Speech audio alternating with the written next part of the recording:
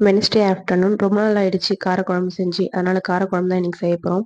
எப்படி செய்யலான்றதை பார்க்கலாம். கடாய் வச்சு எண்ணெய் ஊற்றி கடுகு வெந்தயம் பொரிஞ்சிட்ட பிறகு கருவேப்பிலை ஒரு கொத்து, ஒரு கைப்பிடி அளவு சின்ன வெங்காயம், ஒரு கைப்பிடி அளவு பூண்டு, 3 பச்சை மிளகாய் போட்டு நல்லா வதக்கிட்ட பிறகு அரைச்சி வச்ச தக்காளியும் அதில் சேர்த்து நல்லா வதக்கிடலாம்.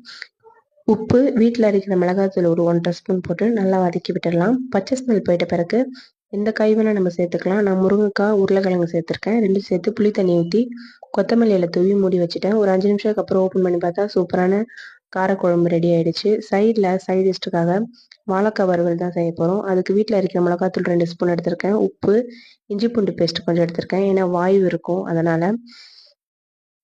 மசாலா நல்லா ஊறிட்ட பிறகு தவா வச்சு எண்ணெய் ஊற்றி அதில் ஒரு வாழைக்காவை முன்னாடி பின்னாடியும் பொன்னிறம் வர அளவுக்கு சிம்மில் வச்சு வறுத்து எடுத்துக்கிறேன்.